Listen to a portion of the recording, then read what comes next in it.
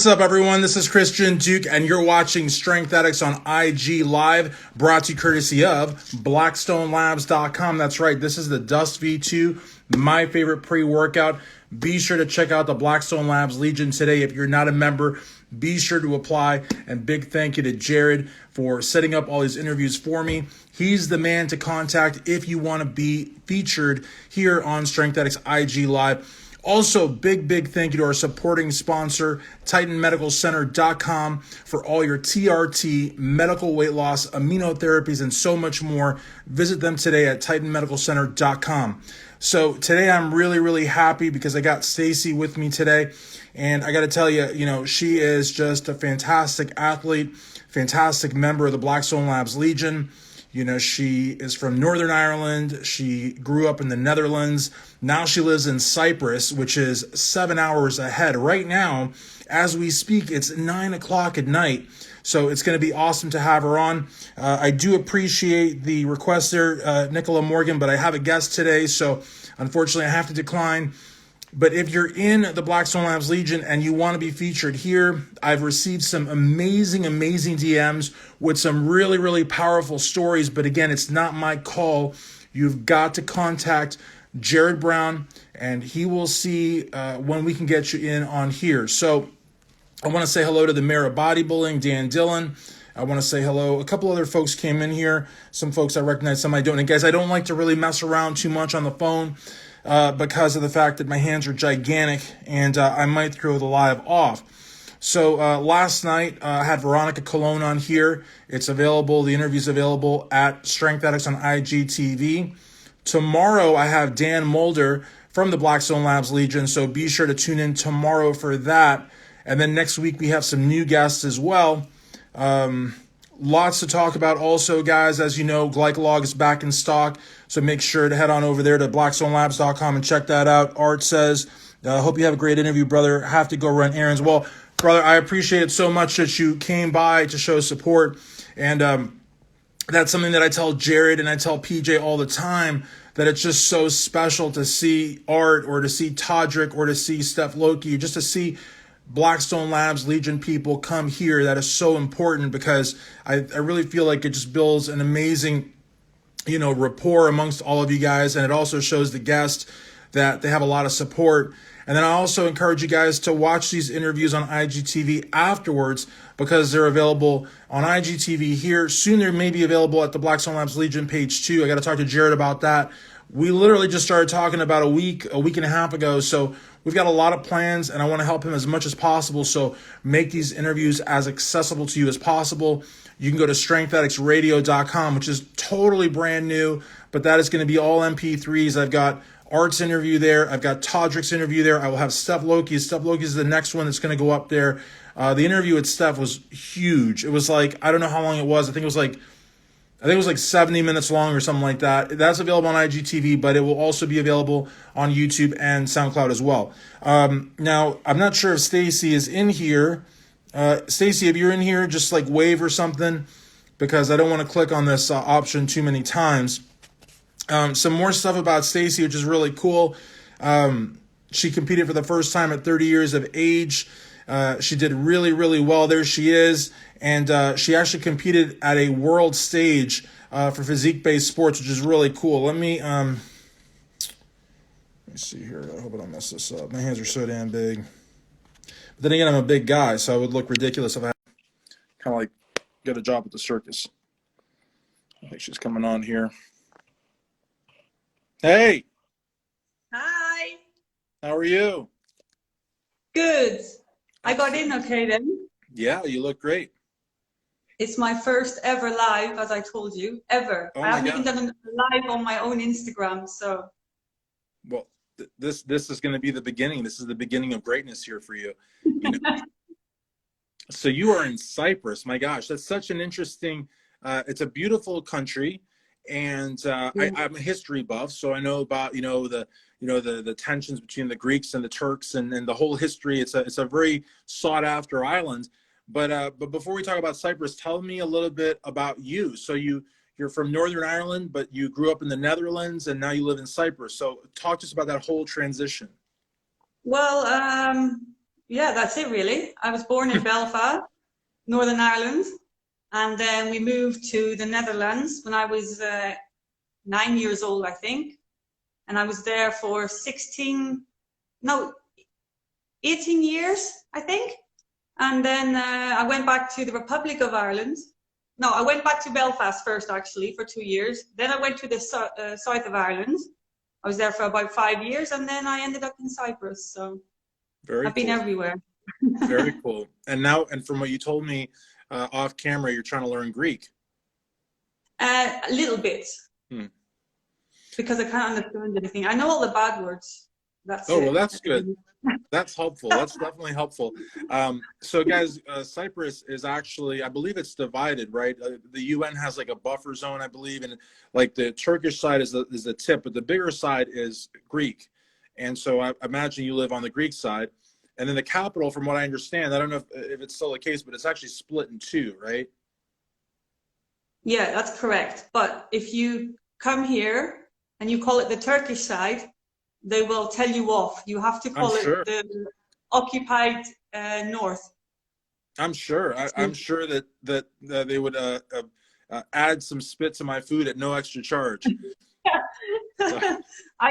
I call it the Turkish side all the time, and my boyfriend says to me, "No, it's the north. You call it the north." Right. So that's crazy. That is so crazy. So I told you off camera, like Instagram's got the worst lag, and I'm trying so hard not to talk on top of you. So you speak Dutch fluently because you raised in the Netherlands. Your English is amazing because you're from Ireland, and then you're going to speak Greek. So you're going to be like trilingual. That's amazing. So how did you find the Blackstone Labs Legion? In other words, how did you and the Legion cross paths, or did you talk to PJ? How did you discover the Legion? Well, I was a big Rich Piana fan, and I used to watch Rich Piana's videos on YouTube. And I don't know if you've ever seen them. There was one time when Jason Genova ordered an Order 66 on Rich Piana, and Rich Piana found out who he was, and he realized he had some disabilities, and he brought him into one of his videos, and he was teaching him how to box and a few different things. So because Jason Genova was in Rich Piana's video, underneath Rich Piana's video was, the Watch Next videos. There was a video, and I just saw someone sitting in a hairdresser chair. He was getting a haircut. And I clicked on it, and it was PJ. So it was one of PJ's videos. Yeah, so I just ended up watching the Blackstone Labs videos, looked up who PJ Braun was. I think I was watching them for about a month. And I ended up in PJ's live. And the rest is history. I've been there ever since. Never left. Very cool. And it's amazing. Yeah, and I know you said you lived in Belfast and you lived in the Republic also. And guys, so the Republic is the southern 26 counties, and Belfast is part of the northern 6 counties, so there's partition. But your Irish accent is just amazing. I can totally hear it. It's almost like I would love to hear you speak Dutch at some point. But, it's fantastic that, to me, it's crazy that all the way in Cyprus or Ireland or the Netherlands that you would know Jason Genova. The Genova-verse expanded that far. You know what I mean? You can't deny the fact that, the guy's got reach. But it's so cool. Yeah. I heard he's back. I saw him in a video the other day. He's back, isn't he? So I think so. I interviewed him in 2017 at the Ruby, which, for the Genova fans, the Ruby is like the Super Bowl. And he's a really nice guy. I don't want to call him a kid because I think he's very close in age to me. So I feel kind of weird calling him a kid, but he's a very nice person. He's a very nice person, and I like him. He's cool, but we'll leave it at that, because there's like a lot of baggage. So, what's up, Gabby from Michigan? I love Gabby and Glenn. So I want to ask you a little bit about, so that's how you discovered the Legion. And I know you're a big fan of Glycolog, as am I. But how long have you actually, oh, very cool. You got your Glycolog and then the MyoStack, right? You said you like the MyoStack also? Yeah. Actually, so, I have a lot of, I don't know if you've seen my pill box. Wow. That's one heck of a tackle box. That's all my Blackstone Labs supplements. So it's That's amazing. I think you might have a good competition going with Todrick, because Todrick has like a supplement store in his closet, and it's not just one closet. He has multiple closets. What's up, Emily? He has multiple closets of Blackstone Labs, not only supplements but clothing. I think Todrick has got like his own like Blackstone Labs store at his house, I'm the but I'm same. not I've going to got say all where the he lives because I clothing. don't want to get it. Huh? I'm the same. I've got all the clothing, Yeah, but all we're the gonna go to apparel. Tajik's house and to your house and ask you for swag and supplements. So tell me a little bit about the hobbies that you have. And I do want to get back to the competition. I want to get back to the supplements and to your goals, but you have some really interesting hobbies. You said that you're a pet photographer, which I think is perfect because everybody in Blackstone, PJ, myself, you, Alexis, everybody love pets. We all love pets and animals, and we're all animal people. So what's up, Corey? Corey's in the house. Corey is a BSL god. Tell me a little bit about the pet photography that you do and your two dogs, because one of the pictures that you sent me was with your two. Are they Dobermans? Oh, the Dobermans. Mm. No, I actually have, we have two Jack Russells. One of Mm. them's here. That's Cora. Oh, cute. How And cute. we have an American Staffy. She's the one I was in the snow with. The Dobermans are actually a friend's dogs. They're beautiful. Um, the pet photography, I taught myself during lockdown. So for the last year, I've been studying pet photography, mostly through YouTube, and I just taught myself out of boredom, really, because I love pets, and I was always taking pictures of them. And my boyfriend, he's a videographer, so he has all the camera gear. Mhm. So I made myself useful during lockdown, and now I'm trying to turn it into a business. So And that's so cool because it's sad to talk about, but pets maybe live 10, 15, some 20 years, but humans we live a lot longer than that. So it's very common to have one or two or three dogs or cats or gerbils or ferrets or whatever your pet is, that just totally pierce your heart, and they're like just another member of the family. They're no different. So yeah, pictures do last forever, and especially now digital. So if you can do that, because it's hard enough to get a human to pose, but an animal, I mean, I saw a photographer. We have our dog Teddy, and a friend of ours is a photographer, and they spent I think like 45 minutes to get three good pictures. It's really hard. yeah, it's true. The one with me and the Dobermans, I don't even know how many pictures we took, but it was a lot, especially with two dogs. Yeah, Trying to get both dogs to look at the same place at the same time, and right. but And it's that and fun. that's the It's thing. fun. Yeah, and the picture with the two Dobermans, and I'll share that in a little bit, is that they're both positioned the same way. They're both looking in the same direction. I mean, there's so many factors. It's not just I mean, obviously it's them looking, that's key, but like they're both in the same spot to get them to behave, and just that's yeah, definitely got your work cut out for you. So with regards to Yeah. your competing, yeah, with regards to your competing, I know with lockdown and everything, I'm sure. Well, before we talk about competing, what's the lockdown like in Cyprus? Are you guys? Because I know Italy and Spain, a lot of European countries were just, I mean, just the most. I don't want to say ridiculous because I do take the pandemic serious, but like pretty insane restrictions. Yeah, well, I know Italy was very bad off. We were actually okay during the summer last year. When we went into lockdown last March 2020, we had about, I think, between 40 and 50 cases a day, so it wasn't much. Um, yeah, they closed everything. We had to actually text the government to leave the house. We had one text that we could use, and we were allowed to go out for 3 hours a day. So we had to choose if we were going to go shopping or to exercise, Wow. which was horrible. Well, we couldn't take our dogs to the beach or the forest, so that was the worst thing about it. Then through the summer, because of the good weather, we were actually okay. I think because a lot of people just didn't get sick during the summer. And then I think October, November, we started getting in the hundreds, cases in the hundreds. They shut the gyms. I think I don't even know how long my gym has been closed for. I think like 3 months now. We've had no gyms open. We've got a 9 p.m. curfew. You're not allowed out between 9 and 5 a.m. And at the minute we have two techs we're allowed to leave the house twice a day. So, and I think they copied our restrictions from Greece. So what Greece gets, we get. But, you know, I think at the minute, at one stage we had about 400 or 500 cases a day. And I think we're down to like 100 a day at the minute. So the shops are reopening next week. They've been closed for quite a while. All the restaurants are closed. So I'm guessing the gyms will reopen in maybe a month, maybe 2 months. Yeah.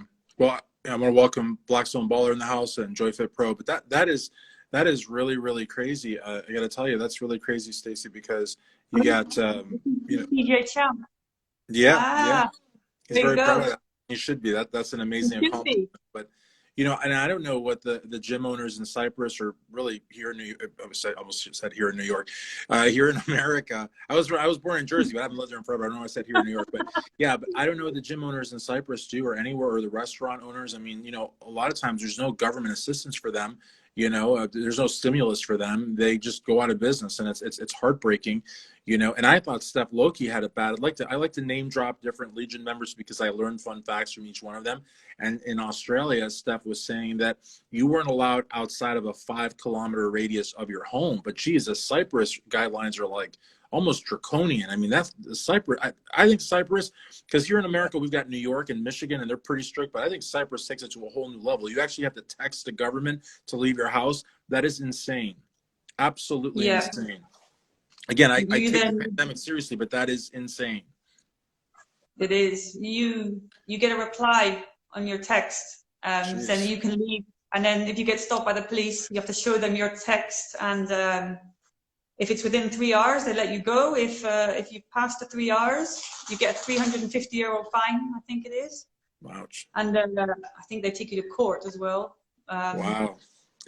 But yeah, I mean, yeah. That's politics. I'm not supposed to talk politics, but that is pretty insane, I think. So let's talk a little bit about competing. So you competed for the first time at 30, which is really young, but it's not like 18, or some people compete at 16, you know, in juniors.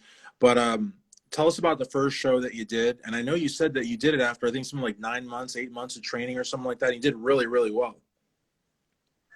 Yeah, I had only been training. I started the gym when I was 29. And I realized I had good genetics. And after 9 months, I wanted to compete. And I was actually living in the Republic of Ireland. So I went back home to Belfast to compete there.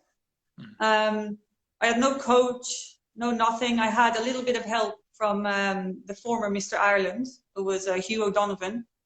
And he wasn't telling me what to eat or anything. He would look at me and tell me, okay, you're looking a bit flat, eat some carbs.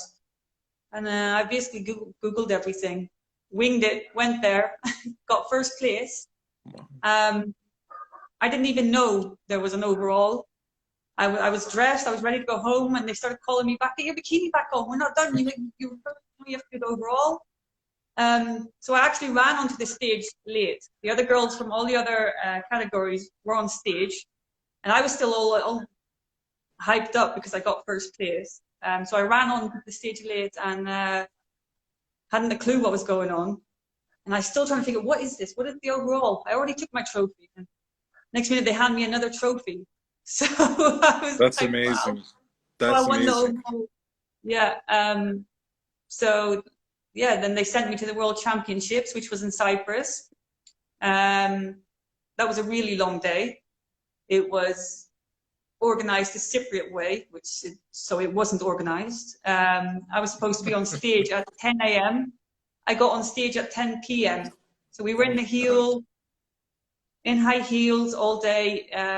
You can't eat or drink because you don't want to wreck your physique. You can't sit because you don't want to wreck your tan.